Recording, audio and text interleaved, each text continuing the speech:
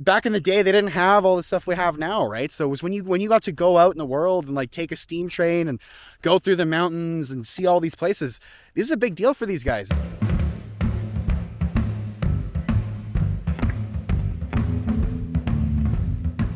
Welcome back to the channel, guys. Sasquatchprospector here. So we're going to talk about Brookmere. We've been kind of talking about the KVR, right? Kettle Valley Railway. So this is as far as the KVR would have come. So that whole drive we just did, driving from Hope all the way up, we stopped at, Sawaka. Make sure you check that video out. We stopped at Britton Creek. I talked about the FSR and the access road and the KVR.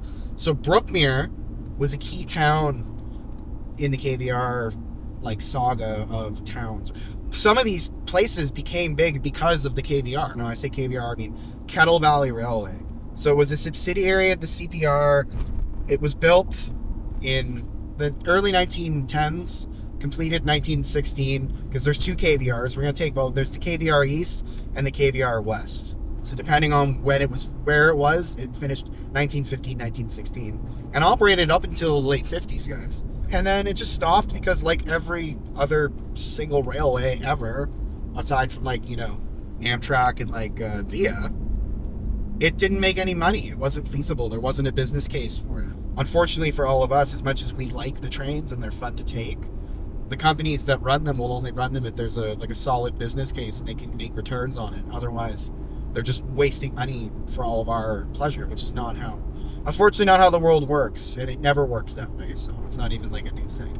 So yeah, so here we go. It's like the road gets rougher, and then maybe they fix the lines. I don't know. The last time I was here, they hadn't fixed the lines. So, but Brookmere today is just a small little hamlet off the side of the Coquihalla Highway, Coldwater River. That's the Coldwater River right here. It was a railway town for water. You'll see there's a water tower when we go to Brookmere. And back in the day, before the dieselization of train engines, steam was king, right? And so steam required water, so you could only travel a certain amount of distance, and then you would have to refill with water. And not only that, but it's the same with the stern wheelers, because they were also steam powered. You'd have to refill with wood. So not only is hey, we're out of water, guys, we need more water for the steam, but you need wood. Or in this case, the stern wheelers were wood burning, some of them were coal burning. Most engines are coal burning, but if you have a wood burning engine, that is a factor. The road into Brookmere, it's this interesting road. It winds kind of up a series of bluffs. That's the Coquihalla right there. So we were literally just up there, and then we're coming down here. I can only imagine the winters up here, guys. Where the Coquihalla is in a snow belt, the coast mountains, just before everything dries out, so they trap all the moisture here. Like all of the moisture gets trapped here and basically just comes down in the form of snow in the wintertime. So there's a lot of snow up here in the winter. So people living out here definitely got to be used to snow. It'd be isolated too, guys. There's not really... The closest town is Merritt. Welcome to Brookmere, the little train, the steam train. At this point, guys, it's just a small little hamlet.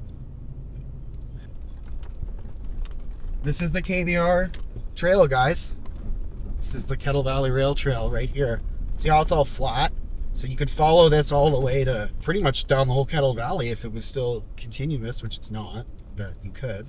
So here we are, KVR Rail Trail, Brookmere. So this is the KVR, guys.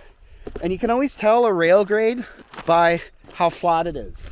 So just imagine the train be chugging along all the way down here, and then through the Coquihalla, like Coquihalla Pass, all that stuff we saw on the boards there at Britton Creek, Coquihalla Pass.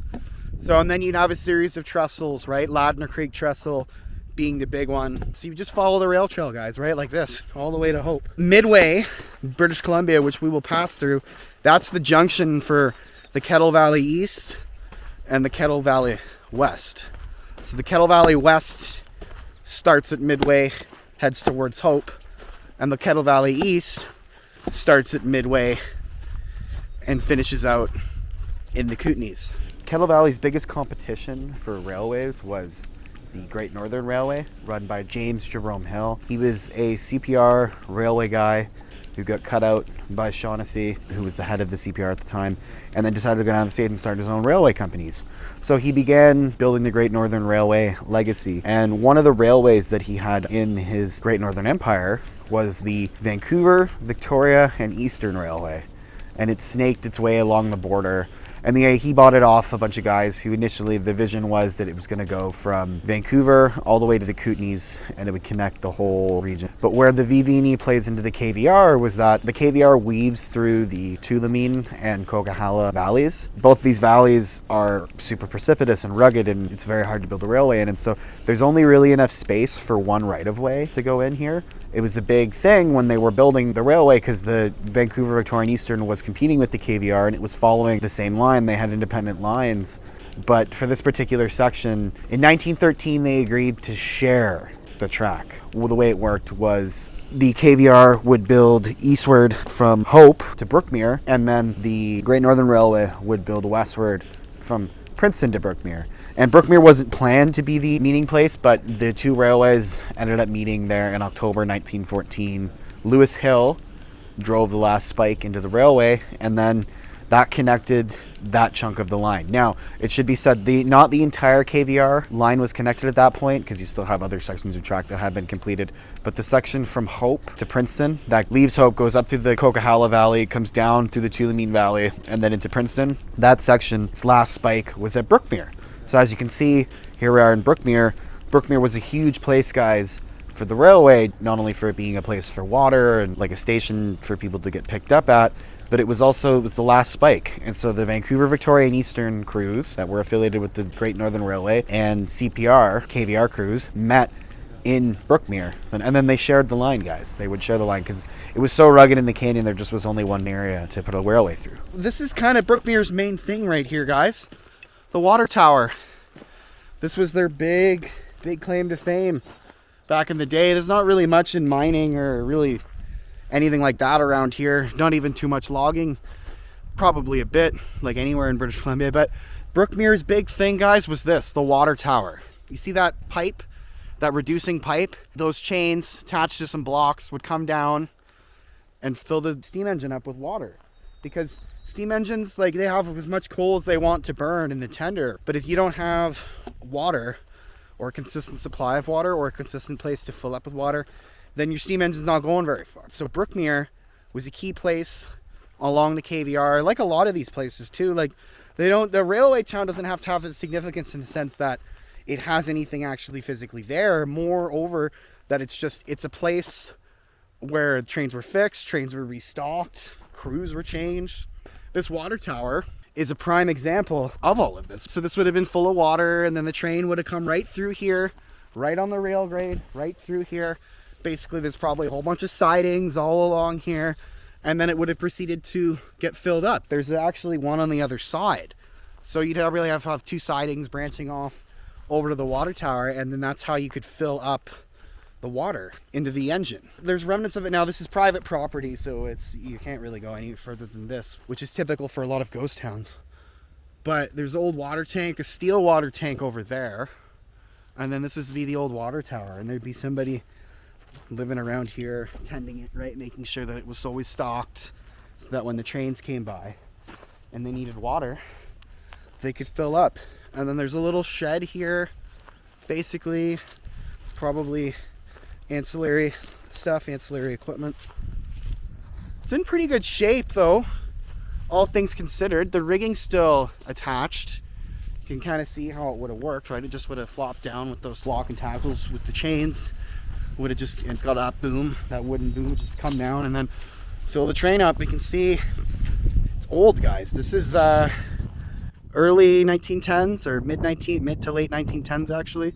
Brookmere had its place during the steam age, but then once dieselization came, that was kind of it, guys. It started to fall by the wayside, and there's still people here. People still live here. Looks like there's even a couple businesses here. So people still live here. It's still a place of note in that sense.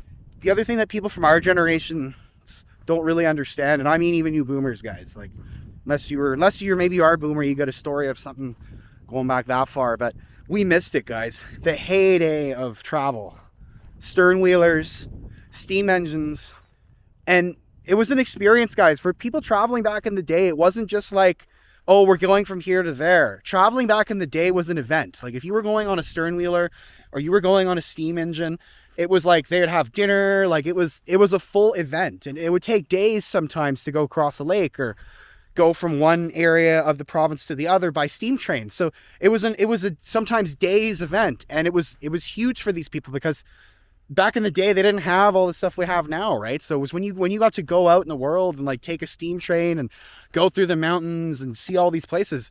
This is a big deal for these guys, and we missed all of this, guys. Nobody, like I said, maybe some old boomer might comment, which I'd love to hear, but none of us can really remember that, right? We all missed that. Even our grandparents missed that, guys. Like I'm talking early 1900s, like before World War I, maybe after, a little bit after World War I. Like that was the heyday of steam travel. And obviously there's a lot more problems, you know, back then. It was a big deal for these guys. And this is like the remnants of that age, guys. And even in Atlin, you can kind of see it. You can feel it too. Like there's just an old history that it just screams it. This old concrete foundation here, this looks like it would have been another water tower of some sorts or some kind of permanent structure. It's always hard to tell. I never like to assume what something is because it could very well not be that. And then it's, you know, somebody's going to say something, and so it's a concrete foundation. At some point it was a building, and then at some point it had a use. I would assume based off the shape that it's similar to the water tower. And from Brookmere, if you head east, you'll go through the old rail grade, which I believe is washed out. You used to be able to go from Brookmere to Tulameen, but that's been washed out. It got ruined a few years ago. It's never been fixed, so you can't really go much further. We used to be able to go all the way from Tulameen. Thalia would be the next one over the mountains there, and then you come down through the valley, you know, Tulameen, Colmont, Princeton, that whole show. And then heading west would take you to Hope, and that would be kind of the end of the line, right? And then you'd head to Vancouver. So anyways, guys, I hope you enjoyed Brookmere, Kettle Valley Railway. A really cool piece of history. It harkens back to a day that a lot of us missed. So which is the case with a lot of things on my channel, but I just like to cover it because this was a big place at one point, guys. It was an important place, and now it's just kind of out in the bush doing its own thing. So anyways, guys, if you like this kind of content, don't forget to like and subscribe to the channel. Hit that bell icon to get notified, and Sasquatch Prospector out.